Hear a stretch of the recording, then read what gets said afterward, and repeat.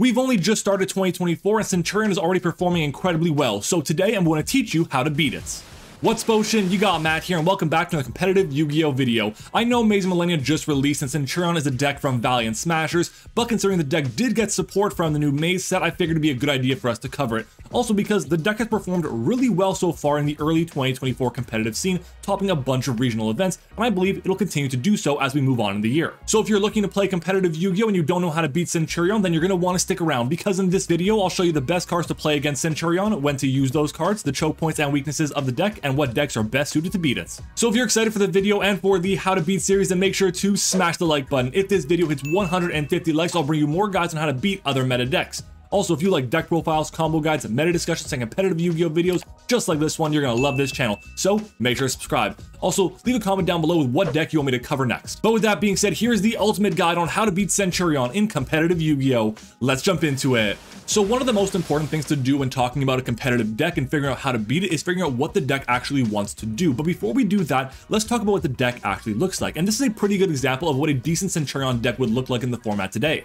So there aren't too many Centurion monsters out there in the game right now. We really only have 8 cards that can be played in the main deck. We have 3 main deck monsters. We have 2 quick play spells, a field spell, a normal trap, and a counter trap. And of course, we also have the 1 extra deck monster. But if we maximize the 3 copies of all the 8 main deckable cards, we're only at 24 cards. That's if we want to play them all at 3 copies, which, spoiler alert, you don't want to do that. But there are a ton of things that you should expect to see in every single Centurion list, and we're going to cover those right now. Every single full power Centurion deck will have 3 copies of Trudea and 3 copies of Primera as the main 2 monsters in the strategy, with 1 or 2 copies of Emmet 6 in there as well. 3 copies of the field spell Stand Up Centurion is also critical for the deck's main combo. And Emblem of Oath is also incredibly important for the deck to be able to play through Interruption and gain extra consistency because it's the Rhoda or E-Telly for the strategy. They definitely play this at 3 copies as well. And the deck also plays 1 copy of True Awakening, the counter trap, and 1 copy of the other quick play spell in Centurion Bonds. Trudea also just so happens to be a level 4 or lower pyro, and it's one of the best cards in the deck, so naturally the deck wants to play 3 copies of Bonfire as well. This is where different deck lists start to vary, because right now the Centurion engine is only about 20 different cards, which means there's a ton of space for non-engine. And the fact that there is all that space means that people are getting creative in deciding what they want to play in addition to the Centurion monsters. The big problem though is that the main Centurion combo is pretty frail, so for that reason a lot of people are deciding to main Crossout Designator as a way to stop the best hand traps against the strategy. There are also a ton of other engines that the deck can use to bolster its strategy and increase its power level. I'm only going to talk about 2 of them for today, but there are quite a few different other ones. The first one I want to talk about and highlight is going to be the Horus engine. Why though? Well, first off, there are a ton of different reasons for it, including the fact that all these monsters are at level 8, which means that plus a Primera can get you into a Legatia, which will allow you to turn your entire engine online. But arguably more important than that, they can give the deck access to number 90 Galaxy Eyes Photon Lord, which is really important for what the strategy tries to do in terms of playing around Nibiru, because the main combo only goes through 4 summons. But if they summon out 1 more time, then Nibiru was going to be the worst enemy of this deck. The other engine I want to highlight was going to be the Vision Resonator engine, with 3 copies of Vision Resonator and 1 copy of Crimson Gaia. And the reason why I want to highlight this one specifically is because this allows the deck to go into the level 10 synchro pool pretty easily, and there are a ton of really powerful level 10s out there in the format today. The extra deck does have some wiggle room. It's not the most tight extra deck in the world, and for that reason people can kind of decide what they want to play on their side deck, for example. But honestly, right now every single Centurion deck should be playing at least 2 to 3 copies of Legatia, 1 Hot Red Dragon Archfiend King Calamity, 1 Crimson Dragon, 1 Cosmic Blazar Dragon, which are going to be the main cards you want to see in the strategy. It's also really common to see other level 8 and 12 synchros in the strategy as well, because the deck wants to have some variety in what it does. One of the most popular level 8 synchros is going to be Scarlet Red Dragon Archfiend, and one of the most popular level 12 is going to be the Mathmech Final Sigma, which placed in the extra monster zone is unaffected by any card that aren't Mathmech cards. And of course, any deck that can afford to play them is playing a copy of Typhon and a copy of SP Little Knight, which are fantastic. But what I've seen more often now is this deck is also incorporating a copy of Selene and a copy of Access Code Talker for a small Access Code package to be able to OTK a lot easier. But that's really it. The rest of the deck will be heavily dependent on what the format is looking like, but there are going to be a ton of hand traps seeing play in the strategy as well. Most of the time the deck will play copies of Ash Blossom and Infinite Impermanence since they're just so generically good in the format today, but you're also going to very likely see copies of Keshti or Fenrir, for example, or something like Triple Tactics Talents, because if the end board is so easily disturbed, then they can just go ahead and Talents, look at the hand, and be able to just win the game from there. And if the deck does play something like Fenrir, don't be surprised to see a copy of Psychic and Punisher in the extra deck as well. It's a level 11 synchro that can be made easily with Primera and a copy of Fenrir, which is going to be really hard to out for certain strategies. Now that you know what the deck looks like, what is the deck's main game plan? Well, there are two goals the deck is trying to achieve. The first of which is their main goal that's going to be really easy to be able to just get a free win out of, but it's not always possible because the combo is pretty frail. And that's going to be to use Hot Red Dragon Archfiend King Calamity on your turn to make it so that you can't play the game. If you don't know how they do this, essentially the field spell allows them to be able to quick sync on your turn, which is going to be really powerful, allowing them to get access to Crimson Dragon, which can then use its effect to tag out into the Calamity, and when Calamity hits the field, it's basically game over because that plus the Centurion Legatia is basically going to be 7,500 points of damage. Any normal summonable monster is going to be able to get them the win regardless of what they have else in their hand. The second goal is a little bit less common, but essentially if they're interrupted by a copy of like Ash Blossom or Imperm or whatever the case might be, they want to go into just a line that'll get them to other level 12 synchros to be able to interrupt you that way. It's not going to be as game-winningly powerful as something like the Calamity line would be, but it still is a really strong option since there are very few outs to a lot of the cards they play in the game. So what does the end board for Centurion typically look like? Well, if you see this end board here, be ready because you're about to get hit by Calamity. What they're trying to get is a copy of Stand-Up Centurion in the field zone, a copy of Centurion Legatia in the monster zone, with a Trudea and a Primera in the spell and trap zone. On your turn, they can summon out the Trudea and Primera and then quick sync into the Crimson Dragon, and that'll allow them then to be able to use the effect of Crimson Dragon, targeting the Legatia, put the Crimson Dragon back into the deck, and then summon out a copy of Hot Red Dragon Archfiend King Calamity. And because it was summoned out on Chainlink 1, it will not miss timing, and it'll make it so that you cannot activate the effects of cards for the rest of the turn. Oh, and did I mention that this deck does this all in 4 summons, so they can play around Nibiru pretty well as well. Now that we know what the deck looks like, what the cards do, and what the game plan for the strategy is, let's talk about ways we can beat it, starting off with hand traps. And these are the ones we're going to be looking at today. Ash Blossom is a really weird card against this strategy because a lot of their cards play around it. Stand-Up Centurion doesn't add from deck to hand, it places from the deck, simping with Trudea. Even Emblem of Oath just places from the deck, so the only real ashable card in the strategy is Primera, and while stopping them from getting access to stand-up is important, they could have always just opened it or have terraforming or any of the other ways to get it. So honestly, unless they're playing some other engine that really hates dealing with Ash Blossom, I would actually side it out for a more impactful hand trap. As for Droll and Lockbird, we just established that the deck only searches one time, so Droll is an even weaker card in my opinion. Sure, if they search with Primera, you can then stop the draw they get when they summon Legatia, but that's not the important effect to stop. The only time that Droll is a really strong card against this deck is if they play another engine and they use that engine before they go into their Centurion combo. Like let's say for example they search with Fenrir before doing anything else. But again, I wouldn't play it. As for Infinite Impermanence and Effect Veiler, I'm going to take a bit more time to talk about these two cards because they're very strong against Centurion and for multiple reasons. Starting off with Veiler, it can only be used during their main phase, but you have two really solid targets. The first is Trudea. If they don't increase its level as a part of the main combo and you Veiler it, they can't get Emmett-6 out of the deck and they can only get to a level 8 Synchro. Or if they do increase its level, they can get to Legatia, but they will only ever have one Centurion in their spell and trap zone, so they can't get to a Crimson Dragon. The second is on Legatia. By hitting Legatia, you prevent the draw, but you also prevent them from placing Primera back in the spell trap zone during the end phase. Now I have to say that if they have any other non-engine or something like Emblem of Oath, they can usually just shrug this off, but that's better than the alternative, which is getting Calamity locked. As for Imperm, there's 1 or 2 more applications for this card over Veiler, and it's because it can be activated on your turn and because it's a trap card. If your opponent has access to Triple Tactics talents in their hand and you Veiler them, then they have either the effect to just rip a card out your hand or draw 2 more, which can just negate the effect of Veiler entirely. Versus Imperm, it keeps the copy of talents offline. You can still use it the same way you would use Veiler, but you can also wait until they commit to a Crimson Dragon and use its effect, then Imperm the Crimson Dragon. There are 2 potential downsides to this though. The first is that they can wait until you commit something to the board before using the effect of Crimson Dragon.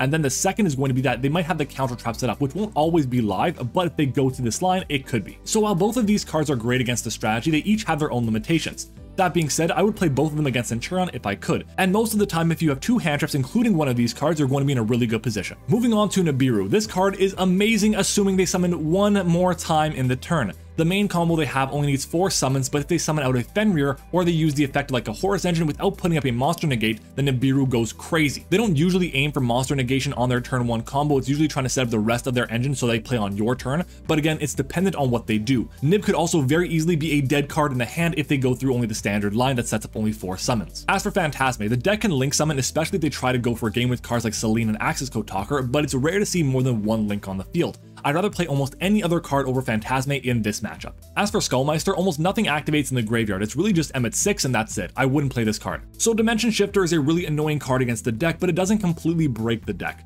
Sure, they lose out on a ton of resources because they can't recur from Banish Zone, but they can still access the Calamity combo if they have a really good hand, or just put up a bunch of really powerful synchros to stall out until Shifter wears off. Bystials are pretty strong. If you can get rid of the Primera they keep in the graveyard to then place back in the spell Trap Zone with the effect of Legatia, they don't have access to their tuner. And both Primera and Tradea are lights and darks, but honestly, while the impact they have is nice, unless the fire attribute decks in the format fall off, or your deck uses Bystials as an engine, I would play something else. Something like DD Crow. Basically, it'll do the same things as the Bystials, but it has more application across the board. So while it is arguable if the Bystials are better than Crow in this matchup specifically, the tiebreaker should be how good it is against the rest of the format, and the answer is Crow is better. Ghost Belle is not good against this deck. A lot of cards move cards out of the graveyard, but they don't banish or put back in the deck, or even special summon. They place in the spell Trap Zone so they can play around Ghost Belle. But Ghost Ogre is awesome against this deck, arguably one of, if not the best hand trap against this strategy. It's good because you can use them on the Centurion monsters while they're in the spell and Trap Zone to just destroy them so they never summon out. The only problem is that Ghost Ogre is just not that good against the meta today,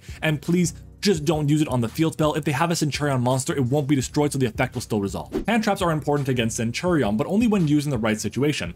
On the other hand though are board breakers. Now while board breakers can be good, they're not always going to be very good against the strategy, but let's explore them further. These are the ones we're going to be talking about today. Evenly Matched is a solid card in the format today, but not against Centurion. Not only are they able to either put up Interruption or stop you from activating the effect in the first place through Calamity, but most of the time their end wars just aren't that big. They keep a lot of their resources in their hand, so even if it does resolve, you won't be getting rid of too much. Dark Ruler No More does nothing against the Calamity combo. It can be solid against other end boards, but if they have the counter trap, it won't matter. As for Kaijus, if the Centurion player decides for some reason to wait to activate Crimson Dragon until you commit to the board, a Kaiju would be a really solid option. And while it is able to get rid of Calamity, it's really hard to come back with just a Kaiju. Lava Golem is slightly better because you can get rid of both the Calamity and the Legatia, which will gain advantage back. It's not a bad option if your deck can play it, but honestly, I prefer to play cards that stop them from getting to Calamity in the first place. Sphere Mode is not good against Centurion. They rarely get 3 monsters on the field, so I just would not play it. Change of Heart and Mind Control by extension offer nothing for this deck. Really, at best case, you can get rid of a monster and maybe link with it or force a negate, and at worst case, you can't even activate it because you're Calamity locked. As for Triple Tactic Talents, when used in the context of a board breaker against Centurion, it's basically just Change of Heart, so going second, I personally wouldn't play it against Centurion. Now for Kashtira Fenrir.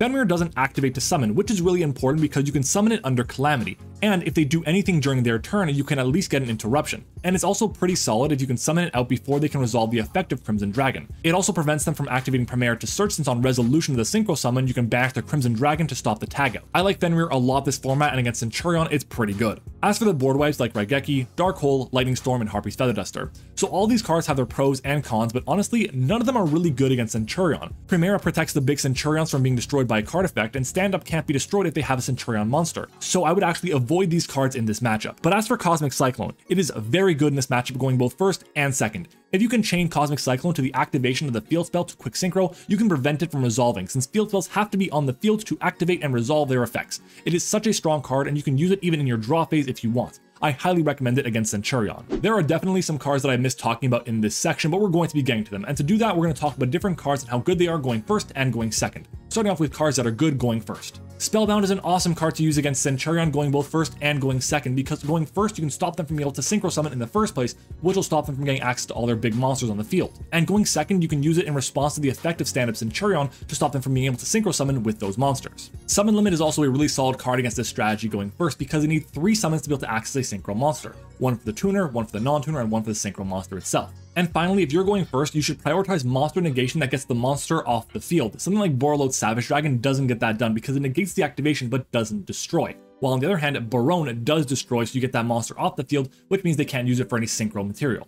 As for going second, quick play back row removal like Cosmic Cyclone or Twin Twister for example are really solid against this deck, because you can get rid of the Centurion monsters, while their spells and traps, or even get rid of stand-up Centurion in the form of Cosmic Cyclone. Forbidden Chalice and Forbidden Droplet are also really good against this deck because they're acting as additional copies of Infinite Impermanence that you can use in your draw phase, and you can use when you have cards on the field. So if they decide to wait for you to commit to the board before activating the effect of Crimson Dragon, you can then activate Chalice or Droplet and stop them from doing anything else at all. And as a bonus effect, if you activate the effect of Forbidden Droplet discarding a trap card, they can't actually activate the effect of their counter trap. Super Polymerization is also really good against this strategy because Legatia and Crimson Dragon just so happen to both be light monsters with different types, so you can go ahead and fuse these 2 monsters into a copy of Mud Dragon of the Swamp, which will get rid of the big threat that they have, and you can proceed to go for game that way. So after my research, I've come up with my top 5 best cards to use against Centurion, in no particular order, they are Cosmic Cyclone, Infinite Impermanence, Ghost Ogre and Snow Rabbit, Forbidden Droplet, and Spellbound. The problem with this is that not all of these cards are really good this format. Cosmic Cyclone, Imperm really are, but the other ones are kind of hit or miss. Now let's talk about some of the choke points and weaknesses of the deck. Starting off with one of the biggest weaknesses of the strategy is going to be its frailty. Its main combo is very, very frail. If they can't get access to Calamity, or if their combo has been interrupted and they've already committed to go that far, then they're basically just sitting ducks for an entire turn. Now it's not super likely because they'll have 5 cards in their hand to start with, but if they only have a Primera and a discard, they can still go for a full Calamity lock on you. But that combo does lose to cards like Ash, Imperm, Veiler, Ghost Ogre, DD Crow, Bestials, Dimension Shifter, and more. There are 2 cards that are choke points in this strategy as well that I wanted to highlight. The first of which is going to be Stand-Up Centurion, the Field Spell. If you can prevent that from resolving, they can't play on your turn, which is really important to stop what the strategy tries to do. And the second is going to be to stop the monsters in the spell and trap zone from summoning themselves out, which is critical for what the strategy tries to do, because if they can't do that, they can't play on your turn either. Now let's talk about decks that have a good matchup against Centurion, starting off with Labyrinth. Labyrinth has a great matchup against Centurion for a few reasons, but the first is going to be that if your opponent tries to Calamity lock the Labyrinth player, they can just set a bunch of cards and pass turn back, and then they can start activating them when Calamity's effect has worn off. At the same time, they can also play in the end phase of the turn with cards like Arius or Labyrinth Ku Klok and Stovey Torby to be able to get and activate these powerful trap cards. As for decks that have a bad matchup against Centurion, I personally don't think that any deck has a bad matchup against this deck at all. The only thing is going to be, can the deck play through Calamity or can they not? And if they can't, well then they have what you would call, I guess, a bad matchup, but almost every deck in the format has a hard time playing through it with the exception of something like Labyrinth. So while I don't think many decks have a bad matchup against Centurion, I also don't think many decks actually have a good matchup against it either. And as a tier 2 deck in Centurion, that's the best you can really ask for. And there you have it. You now know how to beat Centurion in competitive Yu-Gi-Oh! Now let me know down in the comments, first of all, what deck are you playing this format and how are you planning to beat Centurion? And of course, what deck do you want me to cover next? If you made it this far in the video, then you must have enjoyed it, so do me a favor and smash the like button. If this video hits 150 likes, then I'll keep bringing you other guides on how to beat the best meta decks. And just a quick announcement, our official new Discord server is now live, so if you want to join our community on Discord, then check out the link down in the description and in the pinned comment. And of course, if you haven't already, consider subscribing to the channel for more amazing competitive Yu-Gi-Oh! Videos and to help us reach our new goal of 7,500 subscribers. Or if you really enjoy the content and you want to support the channel even further, click the join button to become a YouTube channel member.